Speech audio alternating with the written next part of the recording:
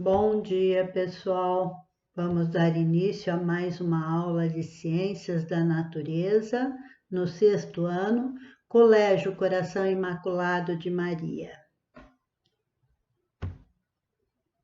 Grupo 6, nós vamos dar continuidade aí, Economia e Sociedade. Capítulo 14, Rochas, Minerais e Solo. Módulo 49 e 50, rochas sedimentares. Objetivo de aprendizagem da aula: identificar diferentes tipos de rochas relacionados à formação de fósseis, a rocha sedimentar em diferentes períodos geológicos. Pessoal, vocês viram aí que a Dona Piva iniciou aí a aula mostrando essas formações de rochas sedimentares, né, para vocês. Então, isso daí é uma formação de rochas aí sedimentares.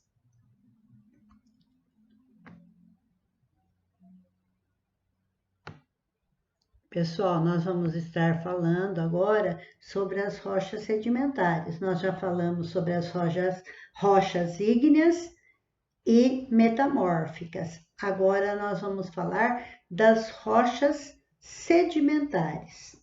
Então, nós sabemos que as rochas que existem no nosso planeta, nós temos 3 tipos: rochas magmáticas ou ígneas, rochas sedimentares e rochas metamórficas. As rochas sedimentares, as rochas ígneas, as magmáticas, elas existem, só que com o tempo elas vão sofrendo a ação da temperatura, do meio, né, das pessoas que pisam, que quebram. Então essas rochas vão se quebrando e vão se fragmentando.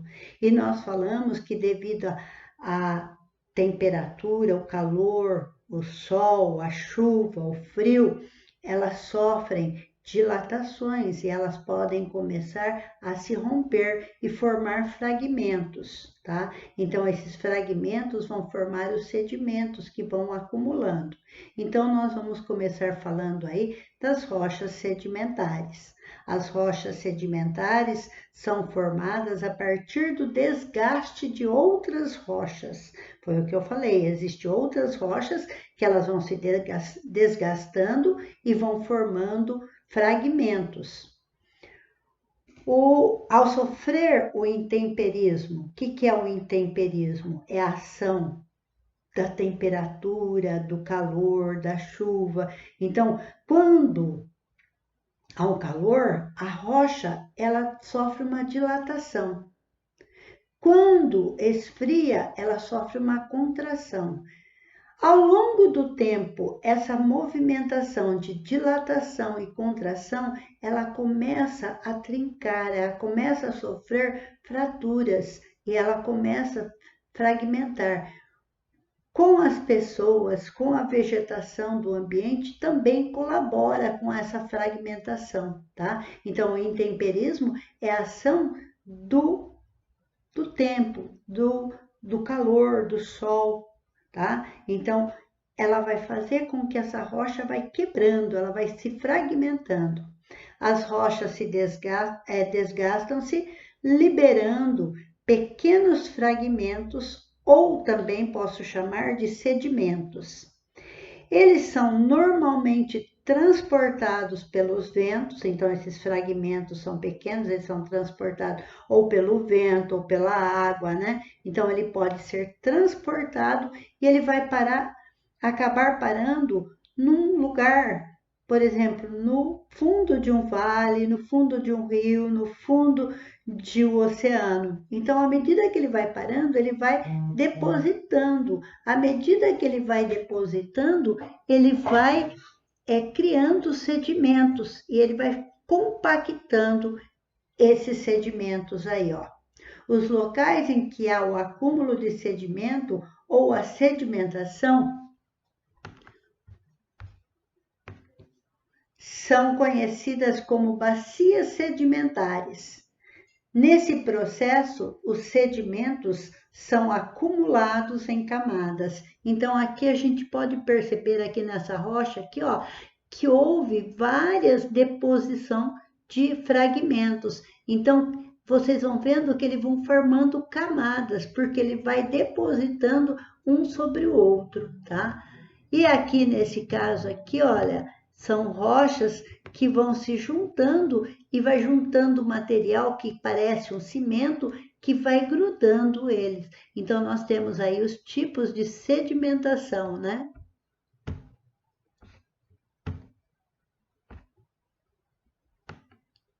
Pessoal, olha aqui, imagine aqui que eu tenho aqui as minhas rochas, as minhas montanhas. Essas rochas começam a sofrer a ação do intemperismo, a ação dos animais, dos seres vivos. Então ela começa a se fragmentar. À medida que ela vai fragmentando, ela vai formando os sedimentos. E esses sedimentos, eles vão buscar eles vão parar geralmente no fundo. Olha aqui, no fundo pode ser de um oceano, de um rio, e ele vai depositando. E à medida que vai depositando, ele vai formando camadas. Então, ele tem aqui, ó, representação esquemática do processo de sedimentação. Os sedimentos provenientes dos desgastes das rochas acumulam-se em camadas indicadas pelas letras A, B e C. Então, eu tenho, ó, a sedimentação A, que está bem aqui embaixo, depois o B, e depois aqui em cima nós já temos a sedimentação C, tá? Então, cores, fantasias aí, então as cores só para representar, mostrar para vocês. Então, umas rochas pré-existentes, elas sofrem a fragmentação através do intemperismo, que pode formar aí os fragmentos, esses fragmentos vão parar no fundo aí, formando uma bacia de sedimentação, né? Então, aqui a gente vê as camadas que eles vão formando.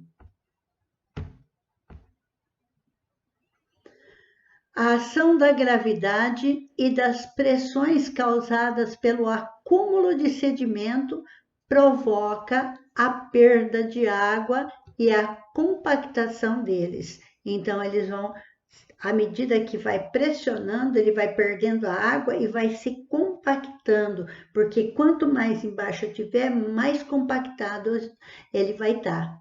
Como vimos durante a sedimentação, os fragmentos acumulam-se em camadas. Lembra que eu falei a camada A, depois a camada B, depois a camada C. Então, quem sofre a maior pressão, aí no caso seria a A, né? Então, ela está com toda a rocha sobre ela aí, ó. Os fragmentos acumulam-se em camadas, as quais muitas vezes são visíveis no afloramento. Nós temos aqui a montanha Arco-Íris, lá no Peru, né? Que é uma montanha formada por rochas sedimentares. Então, de acordo com o fragmento que foi depositado, ele foi tendo cores diferentes aí.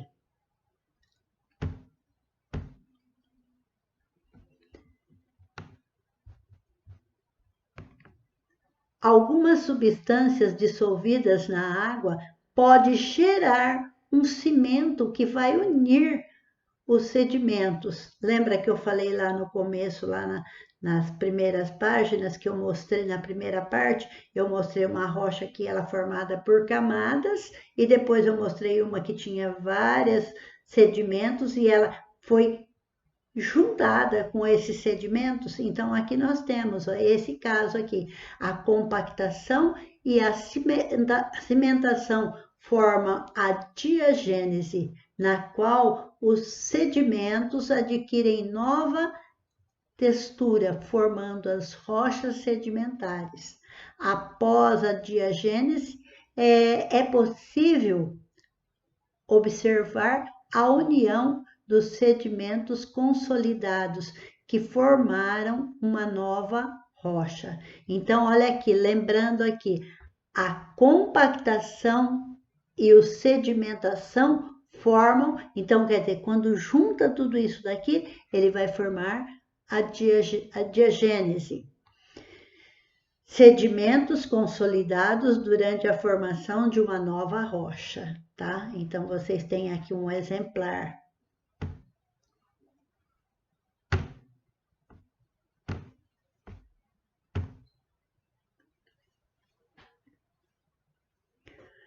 Veja a sequência simplificada do processo de formação de uma rocha sedimentar. Lembra lá que a dona Piva falou? Então, você tem aqui, olha, as rochas. Através do intemperismo, através da ação do frio, do calor, da chuva, essas rochas dilatam, contraem, dilatam, contraem. E com o passar do tempo, essas rochas vão se fragmentando, elas vão formando fragmentos. O vento também pode passar por ela e retirando, fragmentando. E o conjunto de tudo isso daí, ó, do intemperismo, da ação do homem, vai formar a meteorização. A meteorização nada mais é do que a desagregação dessas rochas aí, elas vão se fragmentar. À medida que elas vão se fragmentando, vai formar erosões, tá? Porque eles vão sendo levados embora daí. Então, vai ocorrer a erosão. À medida que ocorre o transporte dessa substância, eles vão depositar no fundo de um vale, no fundo de um rio, no fundo dos oceanos. E à medida que ele vai depositando, ele vai sofrendo a sedimentação. Então, daqui, olha, quando ele se decompõe, quando ele vai se fragmentando, ele está sofrendo a meteorização. Aí, isso daqui é arrastado, é levado embora, sofre aí a erosão. E depois, esse transporte é levado para outro lugar que vai formar uma sedimentação. Então, a sequência, aí lá, lembra que a gente falou anterior, sofreu o intemperismo, depois a erosão, o transporte, a sedimentação e a diagênese. É o resultado que forma aí das rochas. Pessoal, nós temos aí, olha, o arenito. O arenito, além do arenito, nós temos o carvão mineral. Lembra lá que o carvão mineral é as rochas, a vegetação que foram soterrados há milhares de anos e elas se transformaram em carvão mineral. Nós temos também o calcário, que são exemplos de rocha. Então, o arenito, carvão mineral e o calcário são exemplos de rochas sedimentares, tá?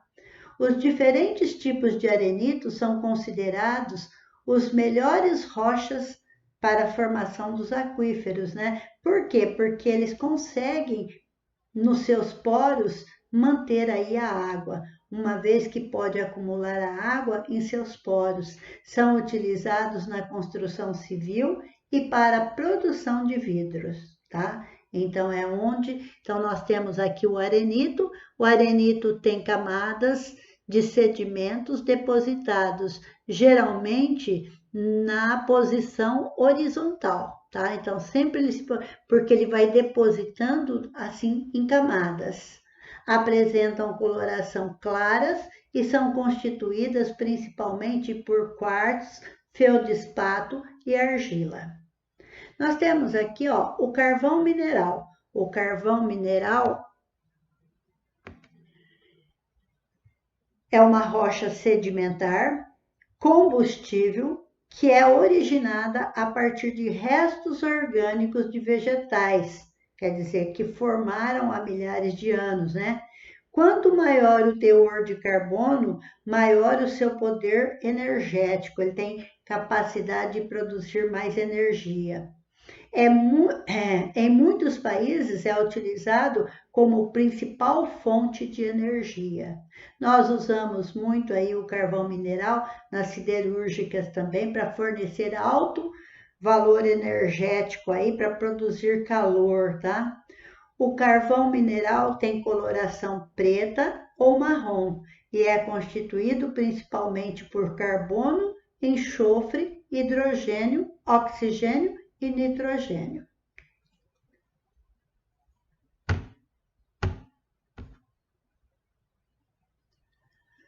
Além deles, nós temos também aí, ó, as rochas calcárias, né? As rochas calcárias podem ser de origem orgânica quando são formados de restos de seres vivos, como conchas, algas e corais, ou de origem química quando são formadas de precipitação do carbonato de cálcio. Do calcário são produzidos cimento e cal, utilizado na construção civil. Nós temos aí a rocha e calcária, né, que são compostas por carbonato de cálcio, podendo apresentar coloração cinza, amarela ou preta. Nós vamos falar um pouquinho aí dos fósseis, né? Fósseis e as rochas sedimentares. Nós já aprendemos que nas rochas sedimentares é onde nós podemos encontrar os fósseis. Nós não encontramos fósseis em rochas magmáticas e metamórficas. Nós só encontramos fósseis nas rochas sedimentares. Durante a formação das rochas sedimentares, restos de seres vivos podem depositar-se como sedimentos, né? Junto com os sedimentos. Na etapa de sedimentação, em condições muito específicas, podem ocorrer a formação de fósseis. De maneira geral, os fósseis são impressões de seres vivos nas rochas, que podem ser deixadas por meio de rastros, pegadas ou corpo. Pode ser a concha, pode ser o osso, pode ser o dente, ou de restos orgânicos, como fezes, entre outros. Aqui nós temos um exemplo aqui, ó, do coprólitos. Os coprólitos são fezes fossilizadas. O que? No lugar das fezes foi depositado a substância, a matéria, os sedimentos e que formaram aí uma rocha sedimentar e que ele tem o formato aí de da fezes de um animal, né?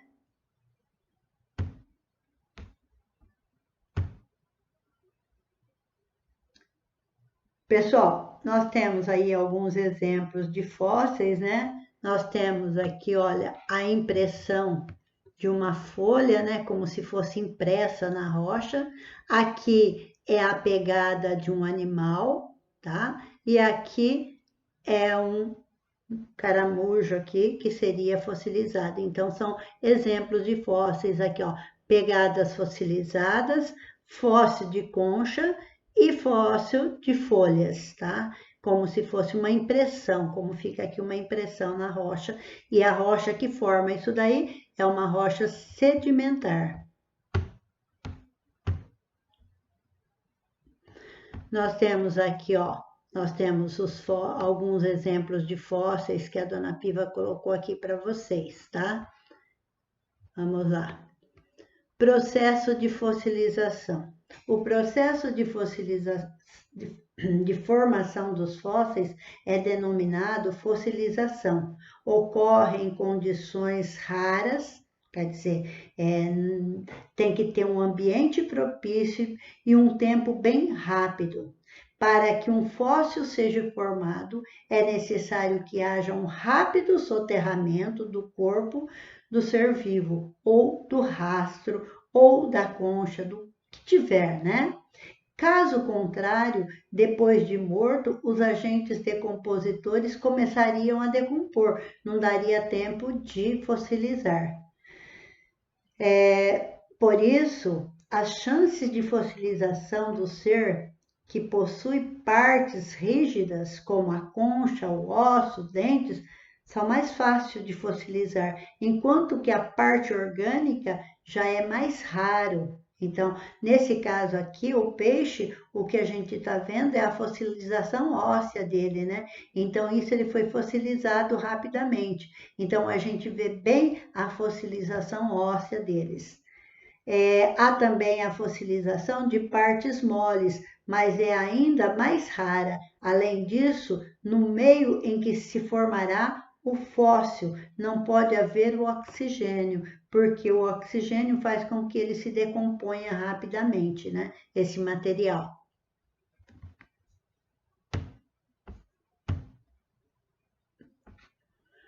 na fossilização por mineralização.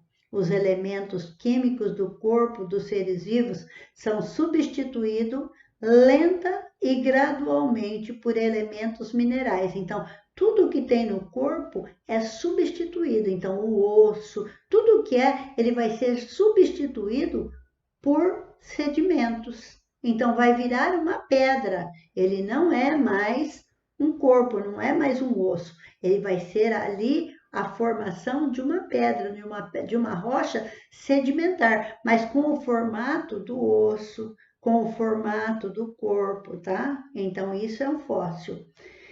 Há também outros processos de fossilização. No processo da mumificação, ocorre a presença, a preservação de parte ou de todo o corpo de um ser vivo, por meio do congelamento, desidratação ou solidificação por substâncias impermeáveis, como certas resinas vegetais, conhecida como ambar. Olha aqui, nós temos aqui uma aranha que ela ficou aqui fossilizada, tá? Por mumificação. E o produto, a substância que envolve ela aqui é o ambar. Quando a gente provoca um arranhão numa árvore, num vegetal, ela escorre aquela seiva. E aquela seiva, quando endurece ali, ela vai formar o ambar. Então, provavelmente, ele juntamente com essa seiva, ele vai juntar isso daí, formando esse tipo de fossilização.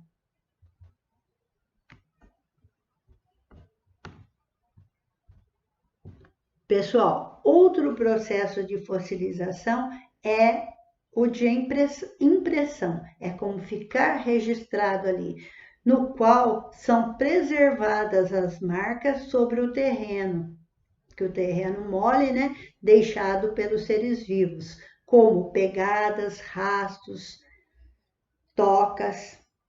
Os fósseis são estudados pela paleontologia, né, que é o ramo que vai estudar aí os fósseis, a área da biologia que estuda as formas de vidas existentes em períodos geológicos passados. Por meio dos estudos, os fósseis, os paleontólogos, né, buscam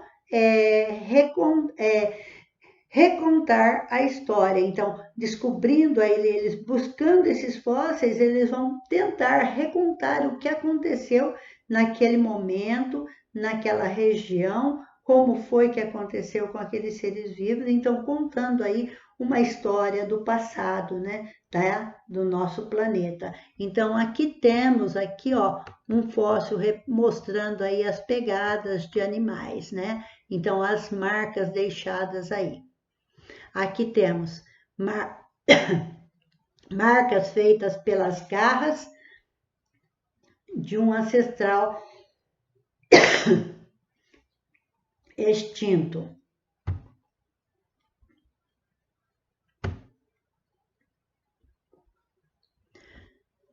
Nós temos aqui, pessoal, mamutes e mastodontes.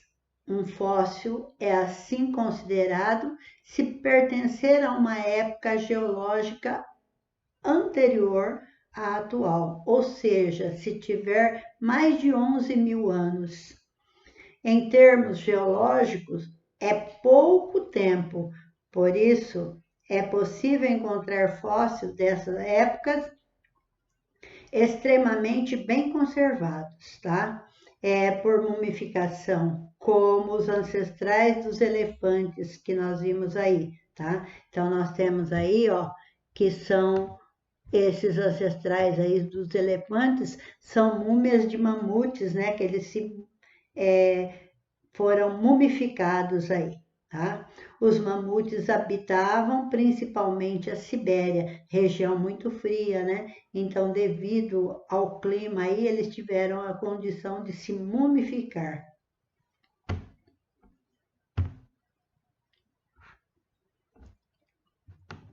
Temos aqui também, olha, uma biota de Ediacara Underburgs.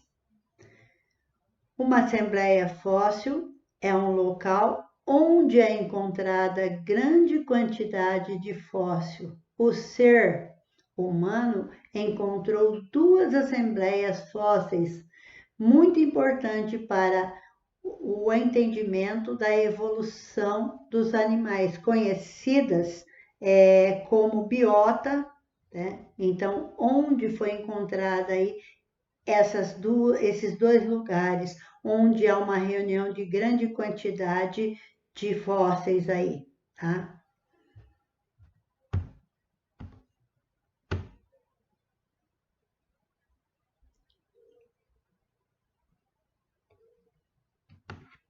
Pessoal, nós temos aqui, olha, mostrando um fóssil, né, para vocês, a marca incrustada de um animal, onde fica aí registrado com as rochas sedimentares.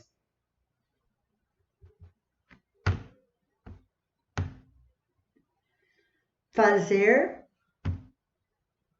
os exercícios de aplicação, o 2 e o 3, porque o 1 é uma experiência para ser feito, depois a gente vai discutir ele. Na página 397. A tarefa é exercícios propostos 4 e 5 da página 398. O para conferir 4 da página 401. Obrigado aí para vocês, professora Piva.